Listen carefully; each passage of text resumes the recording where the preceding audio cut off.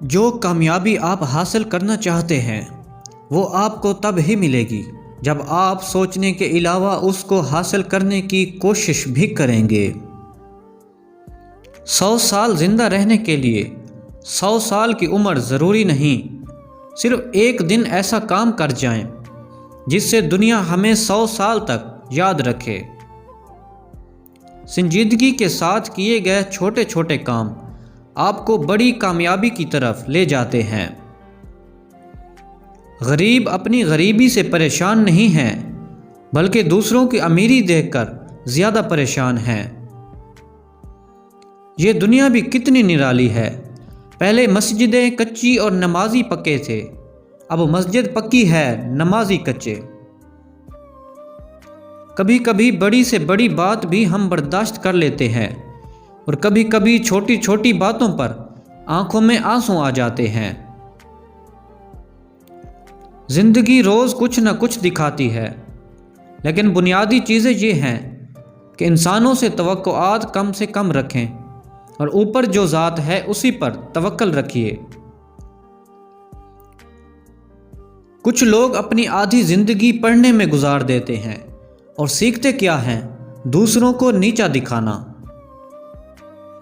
دوران گفتگو سب سے بڑی غلطی جو ہم کرتے ہیں وہ یہ ہوتی ہے کہ ہم سمجھنے کے لیے نہیں سنتے بلکہ جواب دینے کے لیے سنتے ہیں۔ جب آپ کا رویہ لوگوں کی توقعات کے مطابق نہیں ہوتا تب ان کا اصل چہرہ سامنے آتا ہے۔ مجھے پسند ہیں وہ لوگ جو اپنے لفظوں میں کسی کی خوشی یا غم میں اتنے اچھے پر اثر جملے ڈھونڈ لاتے ہیں کہ اگلے کی خوشی ڈبل ہو جاتی ہے یا غم آدھا رہ جاتا ہے۔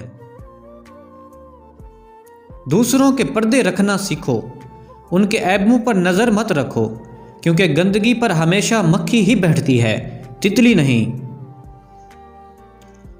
جب لوگ تمہاری زندگی کے معیار تک نہ پہنچ پائیں پھر وہ تمہارے کردار پر انگلی اٹھائیں گے۔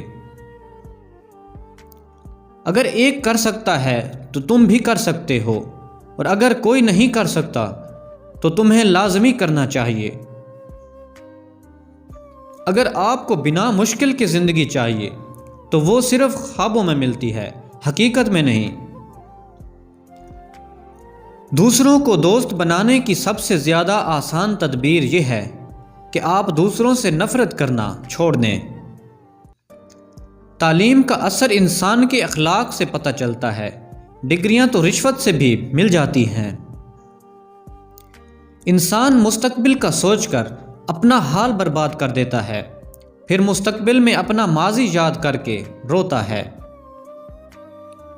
زندگی کے آدھے غم انسان دوسروں سے غلط توقعات وابستہ کر کے خریدتا ہے۔ آپ کی اہمیت تب تک ہے جب تک آپ اپنی موجودگی کا احساس دوسروں کو دلاتے رہیں گے۔ اپنے راستے کا انتخاب آپ خود کیجئے، کیونکہ آپ کو آپ سے بہتر کوئی نہیں جانتا۔ انسان کتنا ہی امیر کیوں نہ ہو جائے، تکلیف بیچ نہیں سکتا اور سکون خرید نہیں سکتا۔ جب رب راضی ہونے لگتا ہے تو بندے کو اپنے عیبوں کا پتہ چلنا شروع ہو جاتا ہے، اور یہی اس کی رحمت کی پہلی نشانی ہے۔ بے نسل لوگوں کی سب سے بڑی نشانی یہ ہوتی ہے کہ تم جتنی انہیں عزت دو گے وہ اتنی ہی تمہیں تکلیف دیں گے۔ وہ شخص تمہارے دل و دماغ سے کیوں نہیں نکل رہا حالانکہ تم اسے یاد نہیں کرنا چاہتے، تو اس کا مطلب ہے کہ اللہ نے انسان کو جو دماغ دیا ہے یہ سب انسانوں کے تقریباً ایک جیسے ہوتے ہیں، ایک دوسرے کے دماغوں کو سگنل بھیجتے ہیں۔ جس طرح تم اسے یاد کرتے ہو اسی طرح وہ بھی آپ کو یاد کرتا ہے۔